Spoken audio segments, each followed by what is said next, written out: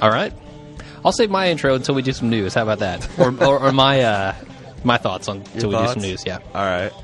I'm gonna try to get by this as best as I can. I've got like a double ear infection and sinus infection, Ass infection, I've got herbal tea and honey and enemas. I'm gonna be making heavy use of the herbal enema. Yeah, herbal tea enema with honey and lemon.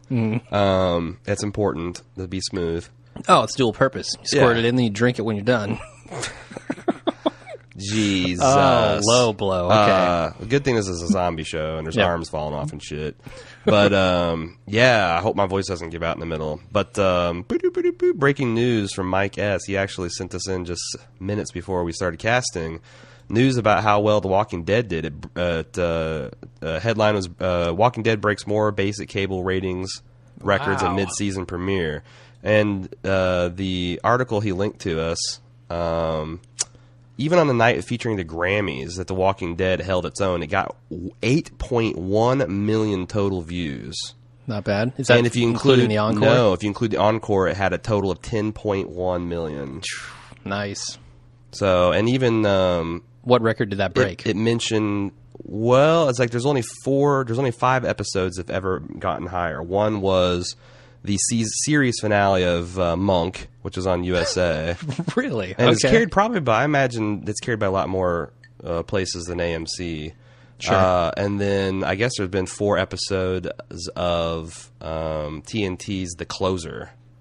Never seen it. Me either. So it's described as a juggernaut. So okay. Bitch. All right. But anyway, the other thing that was exciting for AMC anyway is that Kevin Smith Comic Book Men. Oh yeah. It held on to 2 million total viewers in between. Not bad. Not bad. Yeah, Kevin Smith's a pretty big name, so I guess they were pleased with that. What do you think about that show? I kind of liked it. I have a little bit of a problem with. I kind of think those guys are massive douches to the Asian dude on that show. Like, I felt bad for this guy watching the show because he's obviously getting shit on left and right. Everybody's making fun of him and just, like, breaking his stuff. He takes it. And that's the problem. He takes it. And I feel like we were talking about this earlier, and you said he needs to grow a pair and just, like, either quit or stand up to him. And I'm with you there, but I feel like he can't do that. There's something about his personality that won't let him do that. So I feel bad for him while I'm watching the show, which makes it hard to like the show. Well, there's only 2 ways it's going to end. Gradually his soul will die, and he'll become a shell of a man, or he'll walk in with a pistol. Which will make an awesome episode. Either way, fantastic television, you gotta admit. So this is kind of an interesting show, right? Because it kind of takes the, like, American Pickers... yeah, it takes that format because they're basically having people come in, like the hardcore pawn stuff, where people come in and they try and sell stuff and there's negotiation. Like Antiques Roadshow meets... No, hardcore pawn, all those pawn shows, that type of stuff. I got to go on record is I eat that stuff up. Like I do too. Remember when the episode of Justified where the villain of the week was a pawn shop, and I'm like, God, I want a pawn shop just so I can tell people their shit is worthless. Plus, the villain of the week was a badass. But anyway, it also mashes up kind of Kevin Smith's podcast with it. Like, did you know that they're actually recording a video podcast there? No, I figured that with all the podcasting equipment they had. Yeah, they've got mics around and everything. It looked like a very high rent. Sure. A rich man's version of the Bald Move headquarters. Oh, a very rich man's version. We don't have anything like that.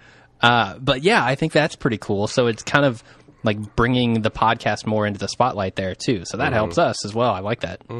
Overall, it's an interesting show.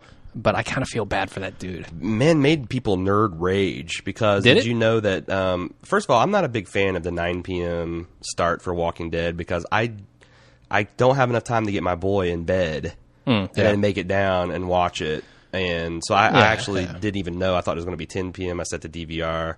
Thankfully, I got down there and recorded at 11 p.m. But I hear that it's 9 p.m. They said, stay tuned for scenes for next week's during their first commercial break for Comic Book Men. Oh, okay. And then like the first commercial break is like 15 minutes in. And then they kept on saying, it's coming up soon, it's coming up soon. Did they ever play it? I don't know. I thought that they did during the Like, but they made it wait a couple more commercial breaks, but that's kind of dirty Nice. pool. Maybe that's why they got the 2 A million little people. bit. Man, AMC 1.9 does that million kind of stuff, don't they? 1.9 million of those are just wanting to see the goddamn preview for next week. Yeah. Oh, and yeah. And the other million are Kevin Smith's friends. Well, this season 2.5 is all an example of that. I mean, this is just a manipulation of the Sure. The format to make their numbers look better. And So we've waited 2 months to get this material. yeah, I don't know how much I mind that, honestly. I don't care, honestly. It doesn't bug me too much. No, I mean, it's just a different way to do it. Instead of waiting a Yeah. year, you get half your show, and then a couple months later, you get another half. And whatever keeps it on the air with a decent budget is fine by me, you know? Right. So, all right, is that all the news we have? That's more than I think we'd invented some news there. So Great. let's get to the recap. All right, let's do it. Uh-huh. So the episode opens immediately after they've killed Sophia. I mean, immediately. Immediately. I think it's the same shot. They probably shot it there on the day, I'd imagine. And it's basically them dealing with the dead, and the mother comes alive again and tries to eat the daughter. Which, my God, people, Jesus, would you make sure these fuckers are dead Yeah. before you go and start cuddling with them? I mean, Good idea. They're already returned from the dead once. Yeah. Just double tap through the heads, all I'm saying. And even then, I'd be a little cautious, you know? Yeah, I thought- Nobody knows the science behind this. Yeah, like when Andrew just piled in that bottom, the In the back truck? of that truck. It's like, Yeah. that seems entirely too cavalier to, like, what if she hits a bump and one of their jaws flop open and clamp down on one of Latches them elbows, you know? Sure. It's like, do you want to take that chance? No, I would be riding in the cab. I don't know why she wasn't up there. Honestly, I've been in the situation because I spent a couple years of my life down in Texas on this big freaking ranch that my parents got. With zombies all around. Zombies all around. And my dumbass brother and sister like to ride in the back of the truck, but that's where you hit bumps and fall out. Oh, yeah. And Yeah. like hit bugs and all kinds. It's like, I want to stay where the passenger restraints are. Sure. Where the Can't- engineers have actually designed the viability of human life surviving in the case Yeah. in the event this shit goes wrong. Yeah, there was actually the Apollo missions always had a guy riding in the back. He never survived. Yeah, bad news. So moving on. So basically Herschel demands that they leave, and Shane and Rick kind of face off there on the porch. I really like this scene a lot. I think everybody is dealing with what just happened, and we see a lot of differences in opinion here. Right, because there's a lot of this went on when we were talking about the cast, when we casted about the, pretty much dead already. We were kind of thinking, gee, did Herschel know about all this? Is he innocent? Did Otis? Seems like the canon, like the version from God, is that Otis did put Sophia in the barn. Yeah, but and Shane's Herschel calling him didn't the question, and Herschel's like, I don't give a damn what you believe. I want you off my farm. And, that raises a point of, like, how is he actually going to do that? Sure. They have all the guns now. He is one old man and a teenage boy and Maggie and a bunch of women who are having various amounts of nervous breakdowns and flu-like symptoms this episode versus a bunch of dudes with guns. Yeah. And, one female that's getting pretty decent with guns, and, Daryl, who could kill them all with one crossbow bolt. So Yeah. it's like, I'd Yeah. like to see him try to get them off his land. Yeah, definitely. What do you think about the slap heard around the world? I thought it was a good move, because otherwise it looked like Herschel was about to get his ass kicked. Yeah. So good on Maggie for preventing that. I want to see that in slow motion, because I think, what's his name? Barenthal? I'd like to see like that, frame by frame, the face, smacking to the side and the earlobes wobbling. Just structural response Sure. of that face getting slapped. Yeah, about 400 frames a second. Yeah. That'd be good. Like Mythbusters, like high-speed Sure. camera. Yeah. And I have to correct you, otherwise the audience will. It's Bernthal. Bernthal? John Bernthal, yeah. Thank you. So there's a minor showdown there between Rick and Shane, and it felt to me like the stuff Shane said really got into Rick's head. He basically calls him out about his leadership right there. Oh, yeah. And I can't remember if this is where he says basically that he's been doing everything that needed to be done for the group, and Rick has just been off looking for some girl. Who's been in the barn the whole time. He Yeah, had us yeah. out there in that woods, when she's been in that barn all the time. That's what you did. Yeah. That's pretty powerful and hard to... Definitely. And then, at the end, when he stormed away, he's like, Rick, you just as delusional as that guy. Yeah. I think that scored a direct hit with Rick. Spot on, and Rick knew it, yeah. So then there are a couple little short scenes here where Andrea covers Sophia's body. Daryl goes to sit with Carol in the RV. I didn't have much to say about this other than I guess Carol looks really messed up by this. Oh, well, yeah. Yeah, That's as pretty fucked she should up. be, yeah. This is horrible. So then Glenn asks Maggie if she knew Sophia was in the barn. The levels of insensitivity shown by Glenn in this scene are unbelievable. He is such a socially awkward penguin, man.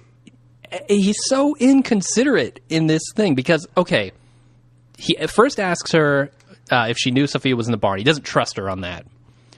Second of all, he tells her that they can move on now. So there's that. Then he makes a big deal about it being Sophia who was killed and doesn't really make a big deal about it being her family who was killed until like a minute later. And this is coming right off of the episode where he didn't even say I love you back to this girl. So it blows my mind how insensitive this guy is to her feelings at this point. Crazy. I especially like the whole, well, I guess we can just move on now. Like, yeah. I don't know what you call, it's not a one-night stand, but, 2 condom stand, maybe. Yeah. Although, did they even have sex another time other than the one? Because they were going to up in the loft. Yeah, but then that got interrupted. That broke bad. I don't think they have. I think So they've he done still it got once. the 11 condoms. Sure. So he he had the 1 condom stand. Is this going to be like our Breaking Bad cast with the coffee, where the condoms are a countdown to something? As soon as those condoms are gone, Glenn is dead. Yeah, he's gone. All right. So in the next scene, Carl basically says that they did the right thing, and the group discusses what to do with those bodies that are laying around. Andrea comes up with a solution. She says that we bury the ones we love and we burn the rest. And apparently they left 3 people out of that group. Well, I mean, 3 people. It's Herschel's son, Herschel's wife, and Sophia, right? I think so, yeah.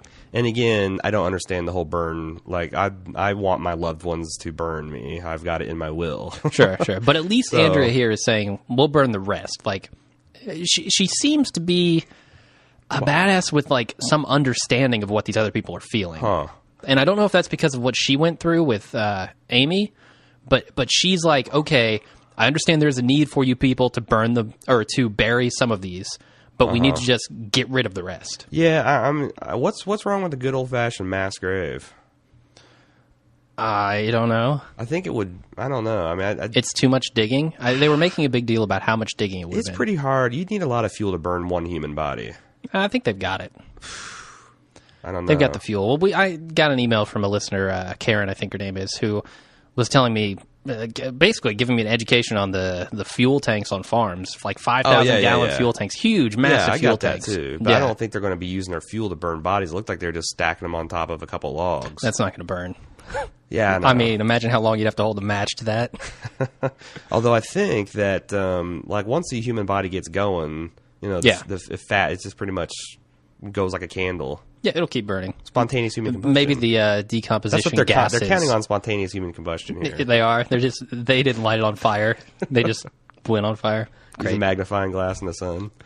Awesome. So what do you think about Carl there? His tone that he took, his outlook on the situation. I like it. You do? Yeah. Carl's becoming a little more jaded than a 12-year-old should be. I like jaded Carl better than creepy Carl. And I think that he's got this ability to give this kind of haunted, flat affect, proto serial killer vibe, and that's weird to see in a kid too. Yeah. It's like his eyes are very old, I think. And I want to talk about. Maybe he took Dale's eyes because he just certainly doesn't have any. I want to talk about this more in the spoiler section. So I'm going to highlight that. All right, let's move on then. Next scene is Rick and Lori discussing his leadership skills, basically. Right. Yeah, chasing ghosts. Yeah. Did you hear that? And he seems to be the one here who is questioning his own leadership abilities. I mean, Lori's kind of on his side here. She thinks that he's doing the right thing and everything, but Rick doesn't now. Rick's turned against himself. Well, I mean, I don't know. I can't keep track of all the flip-flops that Lori's gone through at this point. Sure. So it's like, she's got to stand by her man, then no, and then, so whatever. Yeah. There is something that she says that's interesting, though, and could come back in later episodes. She points out that all the gunfire might have drawn more walkers. Sure. Do you think that's going to be an issue for the people on the farm coming up in these next couple episodes? Well, that and the giant signal fire that they lit. At least they did that during the day, You can see fucking smoke a lot further during the day. Yeah, definitely. I mean, you can see that for miles. But you can't see the flames. It's not like a giant candle. Yeah, I'm just saying that if you've got like a bunch of bad guys out there looking for your farm, maybe not light the fucking fire. Yeah, yeah. So, sure. And have all the gunshots popping off. Don't announce your presence like that. So, yeah, I like the fact that, and a lot of people in criticizing Shane's approach said just that. It's like, look, you did this in such a way that you had all these guns going off. I wonder if you could have done a more controlled zombie demolition. Yeah. You know what I mean? Like, let the door creak open a little bit so one at a time can go through. Do you pole-axe them or pickaxe them? Yeah. So, anyway. So fodder for my survival review. Definitely. So then Rick comments about the ghost in the forest. And I called this, man. I thought she was dead, like, a long time ago. I said, after the first day, you stop looking. Yeah. Like, just go. Just move on, because she's no longer alive. And Rick realizes that now. So then Shane tries to justify his actions to Dale, who's giving him the stink eye. I don't think he tried to justify shit. I think it was a challenge. Like, what are you going to say about this old man? I don't know, because there's definitely a theme here of Shane kind of falling apart, like coming apart at the seams a little bit. He's trying to keep up this tough exterior of I did the right thing, but he's also questioning it too. And so I feel like this confrontation was kind of... It was a challenge, but it was also a little bit him trying to justify himself, like saying, I did what needed to be done for the group. Well, and that's a good point. I mean, nobody thinks that they're evil. Sure. Yeah. So it is nice to see him trying to, justify himself, and especially in this scene we're going to talk about with Carol. Yeah. That you really see is like he's almost desperate for someone to like believe me. I didn't want this to happen. I might be a fucking scumbag, but I didn't want all this to happen. Yeah. Yeah. So then we get a scene of them digging graves, and they finish the graves, and Shane walks off. And then Lori goes to visit Carol, who's looking like she's not in great shape here. Well, they want her to come out for this funeral service, and I thought this was an interesting contrast because they bookended this scene with her basically saying that's not Sophia. Yeah, that's one of those things. Sophia died a long time ago, and she actually said a lot of things that kind of pulled at my heartstrings as a parent. Talking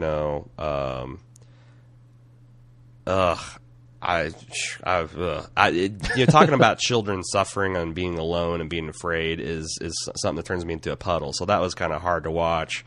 But contrast that to, how matter of fact she was with it versus Herschel, how long it took him to let go and how much he clung on to it. But they both kind of had the exact same reaction, which is kind of acting fucking weird and self-destructive. Well, yeah, I mean, at this point, Herschel has that reaction. I'm trying to compare, like, Herschel's reaction to finding out that his family is a zombie versus Carol's. Carol immediately accepted that that's not my kid. Sophia died a long time ago. Herschel didn't do that. Herschel was trying everything, keeping him in the barn, trying to save his family. And even until now, I still think that he wasn't truly ready to let go until he got to the bar and got a little philosophical, because what he said to Shane and like going through his wife's possessions and hitting the bottle at the farmhouse. I mean, those were the actions of a man who's still not come to grips with what happened. I think kind of when he did come to grips with what happened is when he slams down that glass after he's had the drink and he turns to go out the door with Rick. Of course, they're interrupted by Dave and Tony, but that's kind of to me where he goes, okay, this has happened, now I need to deal with it.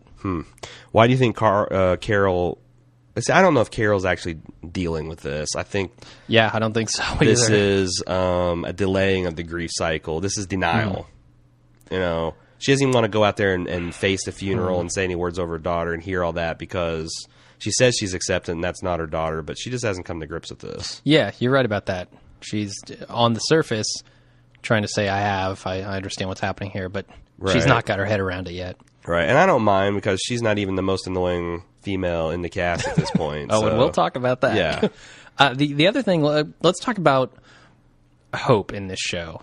Because a lot of this episode centers on hope and the loss of hope. And to me, Sophia kind of represented that hope for a lot of characters. And with her death, that hope dies with it.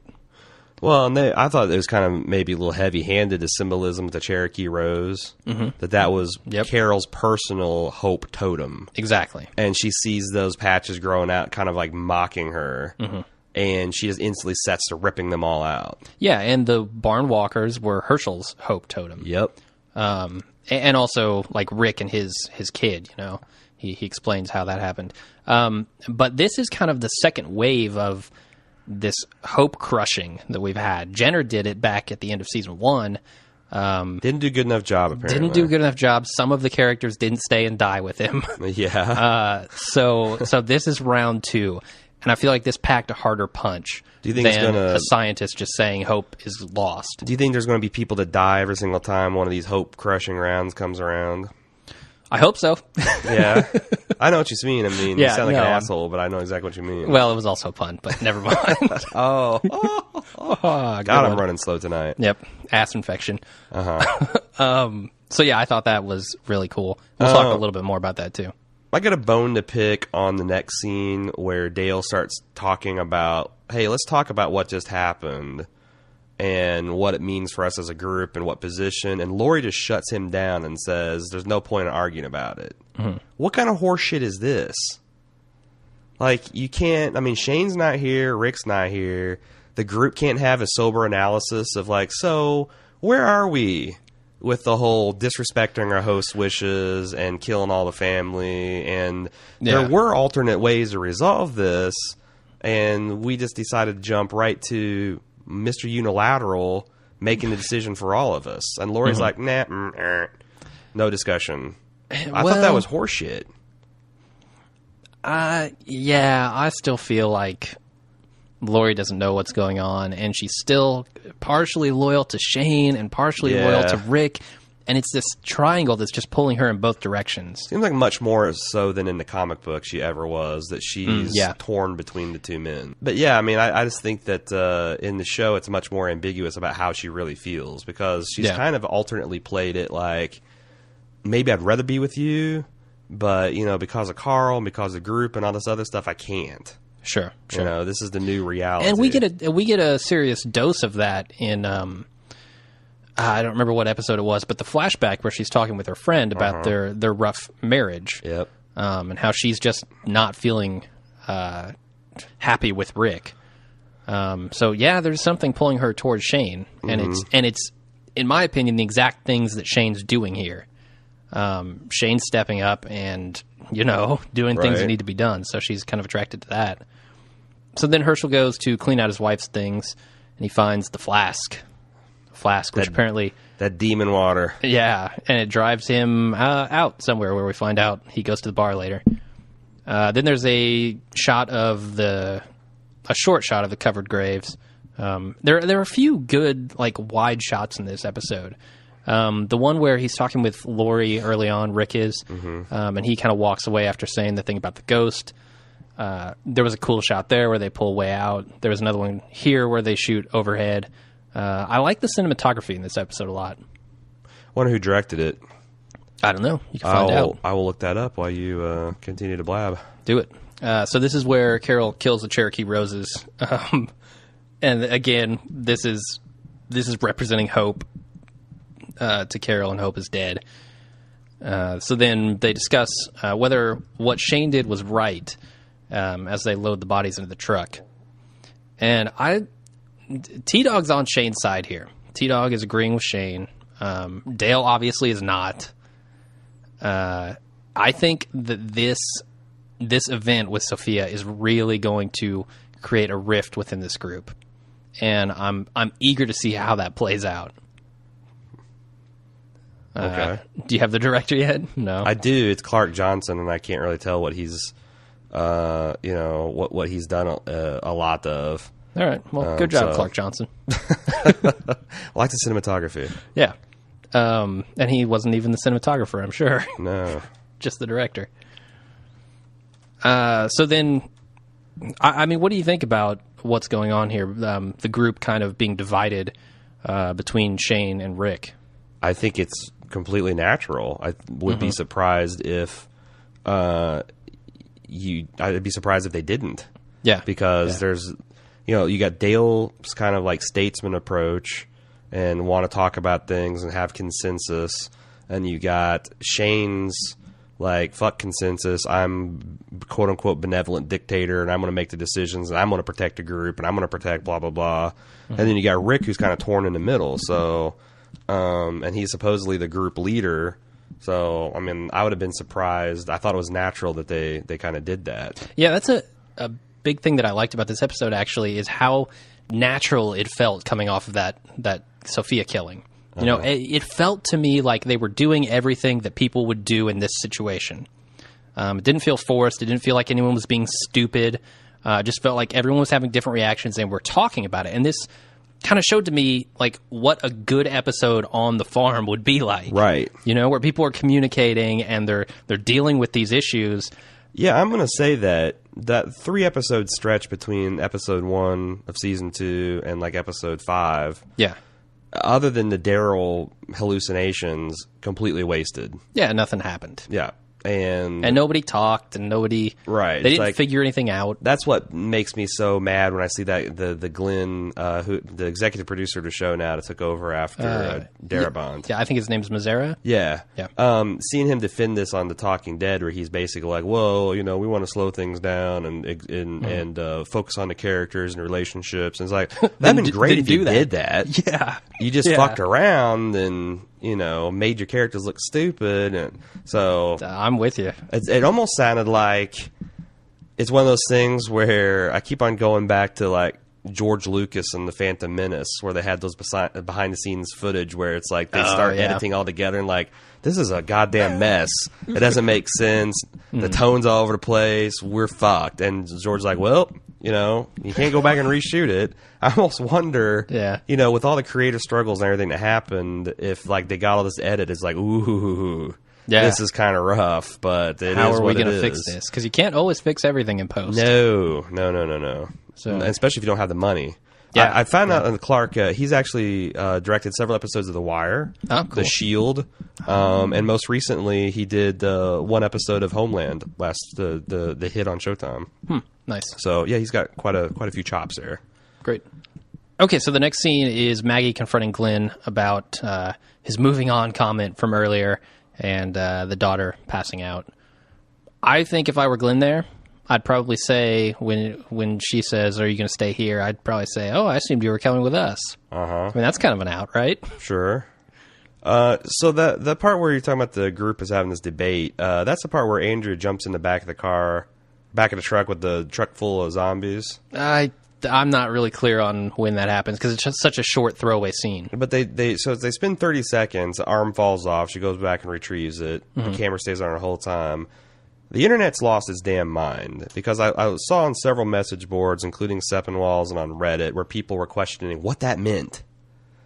What does the fact that the arm fell off and she went back to get it? I didn't think it meant anything. I thought it was just a throwaway visual gag about how nonchalant these people are about these dead bodies and the kind of the horror. But some people are saying that that's a sly hint to the governor.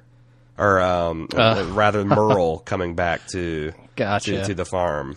Yeah, the whole arm falls off and he's got no hand. Now, if it was a hand, I could maybe see that. But the whole arm, I think the internet's reading a little bit too much into... Well, I took this... There wasn't a whole lot of humor in this episode. Sure. I took that as an attempt at, almost slapstick-style humor. Yeah, I could buy that. Especially the Andrea almost lounging on the zombie bodies. So weird, man. Yeah. Just throw her in the pile. So I'm wondering if it's not just people who desperately want some sort of meaning to every scene, you know? Right. Not every scene has to have meaning. Well, I mean, like, you know, we do this with Breaking Bad because those bastards actually do put a lot of crazy shit that is important later. I don't know that this show has earned that. In fact, if anything, they've earned the opposite. They have people whispering people stuff in the ear, which I don't think there's any credible thing that would actually make sense at this point. No, it's too late now. Yeah, there's like they throw extraneous details that doesn't actually mean anything. So, not a knock on the show. Like the zombie in the well. Yeah, I mean that doesn't mean anything. No, it's just a fun scene to see. Right. Yeah, and I thought this was kind of fun to watch the arm fall off the truck and her be like, throw it back in. Right. So then moving on, the Flask basically tips Rick off as to where Herschel might be after discussing it with Maggie. She basically unleashes that Herschel was an alcoholic at one point. And my question for you would probably be, now that Herschel has kind of lost all hope, as we see later, do you think that he's going to struggle with his alcoholism again? I kind of hope not, because that's so cliche at this point. You know, struggle with drugs and alcohol. I mean, Jesus, they did it on Lost, for God's sake. But I mean, what if Herschel goes back to the bottle and he's unable to help his family when the zombies attack, or there's some, I could see them pulling it off gracefully enough for me to buy it. And to feel like it works. I guess. I just think that Herschel looked awful clear of eye and firm in purpose at the end of this episode. And he says, I just quit a bit ago. So I think he has quit again. Yeah, I do too. All right. So let's move on then. After he's tipped off, Rick turns around to go after Herschel, and Laurie stops him and tries to keep him around. This scene, Shane really struck me in this scene, because Shane is... He's full on in the face with his knuckles? He's visibly enjoying Rick's failures of leadership now. He is in his face, and he's standing between Rick and Laurie, pointing out the failures of Rick. Right. For Laurie to see right there. It is so blatantly obvious what he is trying to do with Laurie's mind here. And I really like it, actually. I think Shane is that kind of guy. He's going to jump in there and tell you when you're wrong. He's going to do it in front of your family, he's trying to steal from you. You know? Yeah, and it also sets up the craziness of Laurie later on. How so? You know, the kind of her mixed emotions about him going out here, and her thinking that's irresponsible. Yeah. So, and then she's going to decide she needs to go save him, I guess. Whatever. We'll get. I want to save her from ripping into that. So let's. I'm going to wait until it actually comes up in the outline. Cool. But Rick here drops the bomb that he's going after Herschel for the baby, right? Because eventually, they're going to need Herschel around. He's the only doctor they've got. So if he goes, I mean, who's going to deliver the baby? Who's going to take care of the baby leading up to that? Plus, this farm is his. Yeah. I mean, they want. You know, I think they feel like they need him on there to make this homestead work. Yeah. But at the same time, he's going there ostensibly to help the baby, but he's leaving Carl all by himself. Like, this seems to me to be the exact thing he was doing that he was feeling so bad about earlier. I guess. I mean, they went back to fucking Atlanta, which was overrun by zombies for goddamn Merle. So the fact that they would go to this little poke town where they've been in a couple times, only seen one zombie, they get Herschel, makes complete sense to me. Oh, yeah, it definitely makes sense, but it feels like Rick hasn't quite learned the lesson. But again, I mean, I didn't even think of it from the angle of he's their only medic. Yeah. So I think it's damn important that they go get him. Sure, certainly. So then Rick is waiting for Glenn while he kisses Maggie goodbye. Kind of Rick figures out what's going on there, and he's like, in the next scene when he's driving with Glenn, he says basically everybody knows she's in love with you. Like, it's pretty obvious. You actually noticed this slightly before I did. What the fuck is Glenn doing riding in a vehicle with a shotgun pointed at his head? Well, this is a little bit further on in the episode, but yeah, Glenn, he has an odd sense of gun safety. There's a hilarious Reddit meme where someone took that scene and took it into MS Paint and said, "What if Rick hit a bump?" And it shows like this giant gaping hole in Glenn's eye and the back of his skull blown out and blood all over the cab of the truck. Yeah, it's Pulp Fiction style. Yeah. Bad idea. But yeah, anyway, before that happens, Carol comes out of the woods and Shane creepily washes her. What the fuck? I honestly don't know what either of them. Well, I know what Shane is feeling in this scene. I don't know what Carol is feeling, and she might be feeling nothing. No, she was. It was weird to her. I gathered, and it almost was like Shane was like, "Look at me. I'm not a heartless monster. I'm tenderly caring for you. I care about the whole group, not just But it just feels weird. He was, like the whiff of desperation. Like he's desperate for someone to believe his cover story. Yeah, the stuff is definitely... And you notice here, he's not talking about what just happened to Carol. He's talking about himself. Oh, yeah. So he's far more concerned with what's going on in his own head. And he's starting to get sloppy. I mean, he as much as confessed to Dale, what all he did with Otis. Mm-hmm. He didn't dispute it. And he's like, well, if that's the type of guy I am, then why do you think, So he needs to shore up his support, or he's going to not be able to protect the group because the group's going to run him off. Yeah, if this got off about Otis and about if they believed he tried to kill Rick at one point, that's not good for him. So I think he really is trying to do some damage control now that he's kind of come down from this rage. Mm-hmm. I don't know, the way he acted with Lori and Rick earlier. To me, just seems like he's being a dick this still. Is more of he was still on that. I mean, he was in a rage. Yeah. And he killed the zombies in a rage, and he confronted Herschel in a rage, and he confronts Daryl and Rick, and this is kind of a moment where he's off on his own. He's washing himself off. He's cool. He's metaphorically and literally cooled himself down. Yeah. And then this other survivor comes in, and he almost pops, and I think it just triggers like a kind of a what the fuck moment for him. All right, good theories. So speaking of Dale and Shane basically telling about Otis, he then tells Lori about what happened between him and Shane, and Dale just drops the bombs. He doesn't sugarcoat it this time. He's like, I think Shane killed Otis. I think he sacrificed him. I don't know if Lori's the right person to tell about this because Shane was sacrificing Otis for her son. How worried is she going to be that a guy is trying to save her son? And also, Dale knows about her and Shane's past. Mm-hmm. Wasn't he one of the ones that came up to Rick and said, or was that, maybe I'm thinking that was in the comic. Maybe, I don't know. But I think that maybe it just struck me as that he might know a little bit more about this. I don't know. Mm-hmm. So I don't know if coming out to Lori is the right or wrong person, but she clearly is like, look, he might be a hothead, but he's not a murderer. Yeah. But Dale definitely seems to think he is because he says he might sooner or later he's going to kill somebody else. Yeah, but he just basically has no evidence at this point. He's leaning on his folksy bullshit. I know guys like him. Yeah. Oh, how many guys like him did you know back in the day, Dale? Maybe a lot. Maybe a ton. Oh, yeah. Whatever. Anyway, do you think that's foreshadowing that when he says sooner or later he's going to kill somebody else? Well, I mean, I'm on record of prediction that Shane's going to probably kill another member of the group this season. All right. So yeah. Yeah. Okay. Sooner or later. I'm interested to see how it plays out.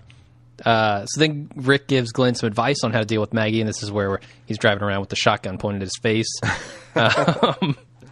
I know it's awkward dealing with a girl that says she loves you and you don't know what to say, but pointing a shotgun at your face is no way out, Glenn. Yeah. You don't need to take deal. That. Yeah, deal with your emotions. Rick says apparently convinces Glenn that he's got plenty of time here. She's not going anywhere. I don't know. I'm a little worried about that. A lot of stuff that could be foreshadowing here. It's interesting too that this is the exact opposite reaction that he got from Dale when he came clean to him. Dale's like, what were you thinking? How could you do this? Yeah, blah, blah, blah. And Glenn had to point out, it's like, look, I was thinking that this is the fucking apocalypse, and I just wanted to enjoy a couple of moments of it. And Rick took that viewpoint with him. He's like, look, man, which... Well, he says you did what you thought was right. It just so happens it wasn't. No, and that's kind of Rick's about theme. the abortion thing. I'm talking about Sure. this thing with Maggie. That this is a good thing. Take what little pleasure you can out of this life and enjoy it. Yeah. That's a theme that I think Glenn can relate to, and also, Glenn's the one that rescued Rick, and they've always kind of had this weird affinity. At least I thought so. Yeah. And having them in his car, I kind of see.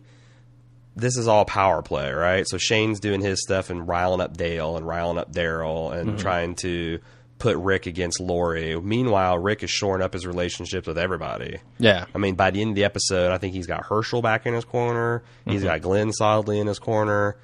Dale's obviously on his side. A lot of and he's, if Daryl had to pick, he's probably going to pick the one that pisses him off the least. Yeah. So Sure. Rick's playing pretty good leadership politics here. Yeah. I don't even think he even intends to. Yeah, I feel like he knows how to deal with people. I mean, Right. he handled Herschel pretty well. Right. When they first arrived at the farm. Going back to the scene where Lori gets some knowledge dropped by Dale, I forget who it was in The Talking Dead, but they basically said that Dale here is kind of fighting Shane in the only way he can. Shane has the muscle. Dale's trying to turn the group against him. Trying to, undermine him via everybody else. Right. And I think that's a good move on his part. It's the only movie he's got. Exactly, yeah. So that's pretty interesting. So then Herschel's daughter's getting worse. That's a quick, short scene where Lori's like, do Do you think she's infected? I mean, No. They raised that question on The Talking Dead of whether or not the illness has gone airborne, the virus has gone airborne. I think they all would be dead if that were the case. Well, was that the daughter that got grabbed by the mother? Yeah. Are we sure she didn't get scratched or bitten? We're not, but It's just watching weird that the she's scene, coming I don't down see with it. this like intense fever and kind of like shaking, and that's if she's at the CDC, Jen would be putting her under MRI and They could do some interesting imaging things her, with I that think. too. Like what if the gunfire for all the barn walkers draws a bunch of zombies in, and they've got this girl on the bed, and while they're fending off the zombies outside, she gets somebody inside the house. That could be pretty devious. Yeah. But that's all speculation. All right, anyway. Who has any idea? So yeah, she's getting worse, and Lori goes over to Daryl to ask her to go get Rick. For Christ's sake. Yeah, this to me, it blew my mind. I had the same reaction Daryl did. I cannot believe you were calling him selfish. Right. That is the stupidest thing I've ever heard anyone say in the show. Right. So you want me to risk my life for your husband. Your bitch who went window shopping. And the Chinaman. And for why? Yeah. Like, I just risked my life and got shot through an arrow and almost ate by a walker and died of an infection just to save this little girl, and look at that got me. Yeah. I honestly, I kind of think Lori, if you had to say who's the most selfish person on the show right now, I'd have to say Lori. Lori, I agree. She's not thinking about anybody but herself. She asked Glenn to get her the pregnancy or the birth control or whatever it is, morning after pills. Magazines and shampoo. She's calling Daryl selfish. I think this is what's going on in her head is a reflection of who she is. Right. Like what she's putting on to other people seems Good to point. be Fair point. an inner reflection. Fair point. So Daryl has no part of that. And what do you think about Daryl here? He's kind of lost his only focus. His focus was finding Sophia. Now is he back to the kind of nomad that he was before? It just depends on what goes on. I think Carol might be his bridge to long-term humanity, but I think we're going to see him kind of revert to that type for a while.